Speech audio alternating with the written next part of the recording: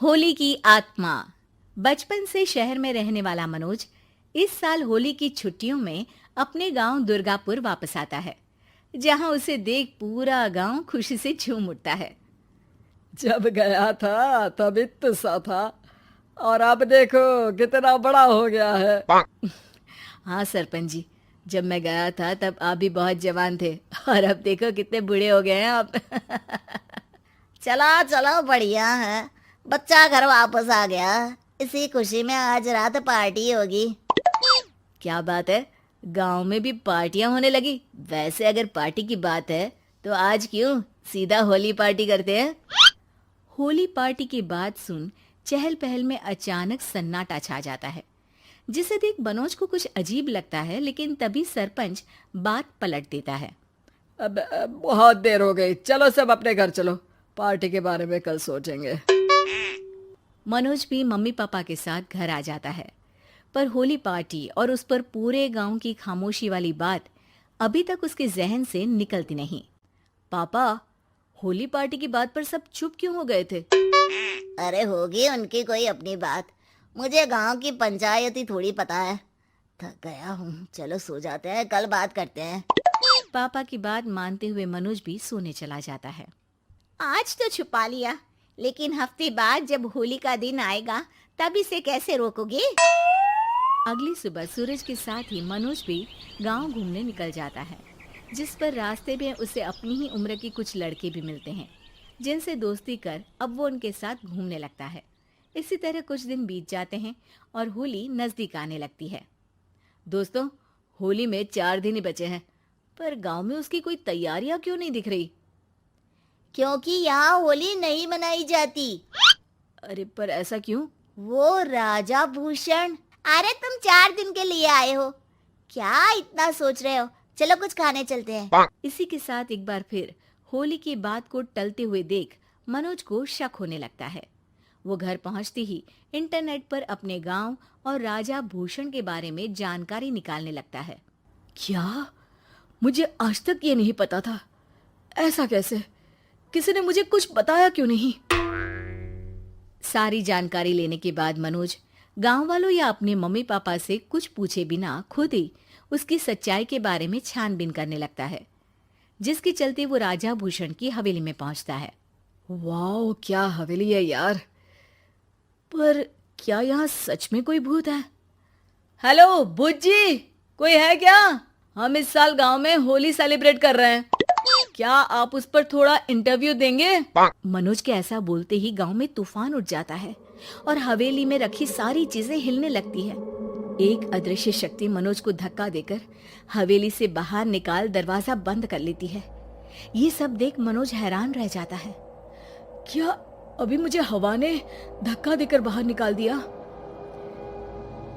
मेरे होते हुए इस गांव में कभी होली नहीं मन सकती, इसलिए दोबारा ऐसी कोशिश भी मत करना, अंजाम बुरा होगा।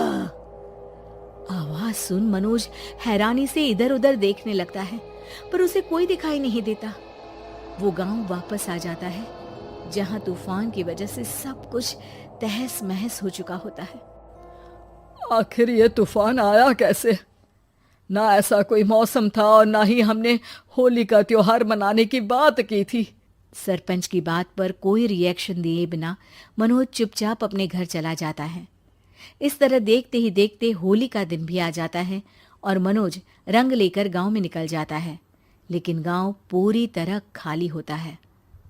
अरे त्योहार का दिन है, धूमधाम की जगह मातम क्यों मनाया हुआ है? मनोज की आवाज सुन सब अपने घर की खिड़कियां खोल के घर के अंदर से ही उसे वापस जाने के लिए कहने लगते हैं, पर वो किसी की नहीं सुनता। तुझे पहले भी समझाया था, अगर होली खेलने की कोशिश भी की तो अच्छा नहीं होगा। अरे बात मान लो बेटा, तुम्हें सच नहीं पता। मुझे सब पता है। सालों पहले इस राजा ने एक अंधविश्वास फैलाया और आप लोग आज तक उसे मानते आ रहे हो। अरे बेटा, जब तुम पैदा भी नहीं हुए थे उससे भी बहुत पहले से इस गांव पर होली का श्राप है। अगर गांव में होली का त्योहार मनाया जाता है तो प्रलय आना पक्की बात होती है। राजा भूषण इस सब में नहीं मानते थे और त्योहार मनाने लगे, जिसके चलते होली वाले ही दिन पहले उनके बेटे की और फिर उनकी मृत्यु हो गई। तभी से गांव की रक्षा के लिए उनकी आत्मा उस हवेली में रह रही है। सबकी बातें सुन मनोज उलझन में पड़ जाता है। सोचना भी मत मनोज, अगर तुमने इस परंपरा को तोड़ने की कोशिश भी की तो उसका परिणाम इस गांव और गांव के लोगों के लिए अच्छा नहीं होगा। मुझे भी यकीन नहीं हो रहा कि आप लोग एक बेतुकी बात को मानकर सालों से रंगों के त्योहार को मातम की तरह मनाते आ रहे हो। मनोज किसी की कोई बात ना मानते हुए पूरे गांव में रंग बिखेर देता है, जिसके तुरंत बाद वहां तूफान के साथ बिजलियां गरजने लगती है। अचानक मौसम में ऐसा बदलाव देख जहां मनोज कंफ्यूजन में आ जाता है, वहीं गांव वाले डर से सहम जाते हैं।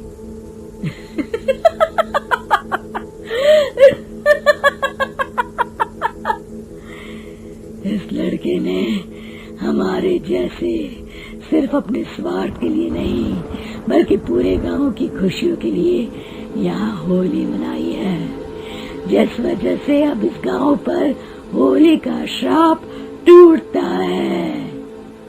ऐसा बोलकर राजा का भूत वहां से गायब हो जाता है, जिसके बाद गांव के लोग धूमधाम से होली मनाते हैं।